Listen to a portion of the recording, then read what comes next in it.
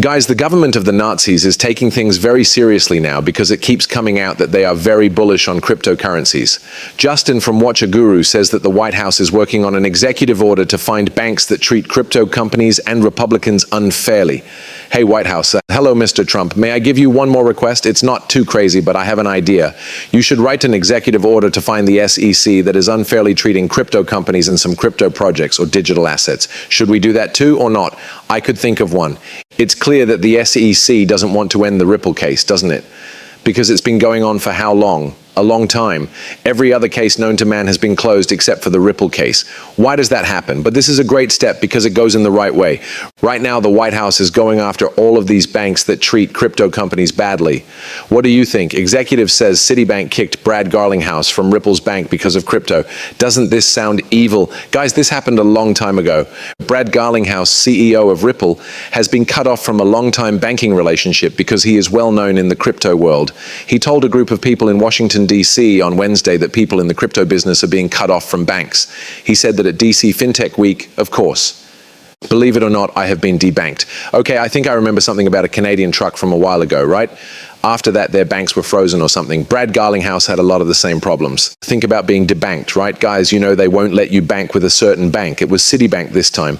Brad Garlinghouse connected his own experience to a larger trend in the naysayers business and how hard it is for them to keep banking relationships while regulators warn institutions to limit their crypto involvement. They are said to be afraid of Brad Garlinghouse because he was connected with Ripple, right? He has something to do with XRP and the XRP community, guys. They told him, we don't want you to bank with us. That's why they turned down Brad Garlinghouse. And still, that's crazy, right? Think about it. It's crazy to even think about that. What? After the fact, Brad Garlinghouse told CoinDesk that the company that recently cut him off was Citigroup, where he had been a customer for 25 years. Wow, he said. Wow, that's crazy. That's right. Brad Garlinghouse had been a customer of Citibank for 25 years. He most likely didn't do anything bad with that either. But they learned that he is the CEO of Ripple and works with cryptocurrencies. They say, hey, let's just get rid of him. We shouldn't take him on as a client just because he works with coins. Okay, that's crazy. Think about that being you. He also said that because of his work in crypto, he has lost other personal business relationships as well. They told me I had 5 days to get my money back. I put an end to the quote. He said that they were really honest. They told me, look, you're a well-known figure in crypto and you have well-known figures in crypto and banking.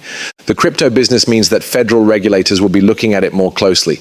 That's it. Okay. Now, guys, if this was now, yes, Citibank, Citigroup, and Citi, what would be getting bad press for this? For the record, this is only because Donald Trump, the crypto president, wants to protect all cryptos. Okay? It basically means that the president will likely sign an order this week that targets the debanking of businesses, which includes crypto companies, okay, as well as staff, okay? He's putting pressure on the big banks that drop customers because of politics, guys. That's crazy, right? That's pretty much what happened to Greg Wallinghouse. I guess not anymore, okay? Guys, it was all Gary Gensler's fault that Trump stepped up, okay? Had ruled with fear and said that the US Treasury Department and the Office of the Controller of the Currency's banking regulators were against the business. The CEO didn't like what President Joe Biden was doing in Washington, D.C. That's why they brought in Paul Atkins, which we knew was going to happen from the start. We needed someone to fight against us, okay? It's kind of like a system for solving problems. That which was wrong, Gary Gensler, okay. The people's response, we were both so tired, we felt like we needed a rescuer because this person seemed like the one we needed. Okay, Gary Gensler is the bad guy who is ruining cryptos, which is our business. So the answer was Donald Trump problem response answer. And in fact, that's the only way it ever works. Trump put Paul Atkins in charge. He actually forced the SEC to change its mind and become bullish on cryptocurrencies. Also, they're full and will stay that way forever, okay? Because they know what cryptos are really about now. We are going to have a restart no matter what. In other words, Brian Garlinghouse said that. What kind of restart? The SEC that ought to be done, right? He said something very interesting. This is something we've always talked about. The number 589 is used again, which I believe is a breakdown. We'll also see that. Kind of like a double meaning, guys. The writing of Brian Garlinghouse is very interesting. Imagine getting up one morning and being told by the bank to do something. Leave right away.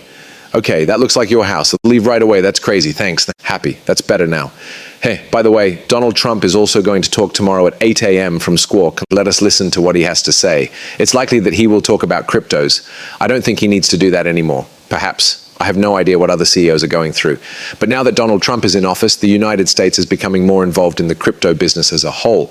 I think that regulators and banks will be less strict about crypto in general. And that's a lovely part. That's one more step toward having everyone in the US accept cryptocurrencies for what they are. So I think that's crazy because you know how sketchy banks are, right? But they went after Brad Garlinghouse and said, hey, we don't want to be involved with cryptos because you know what the crypto industry has some things attached to it, like names.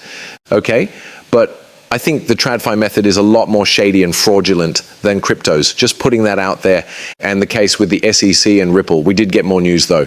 Caroline Pham, acting chairman of the CFTC and CEO of bank XRP, announced plans to start trading spot crypto asset contracts on a CFTC registered futures market. What is this now? Guys, that's really cool that they're making their big one this week. It looks like there's more crypto news every week. It's just more news, right? This is part of the agency's larger crypto sprint, which was announced by the acting chair last week.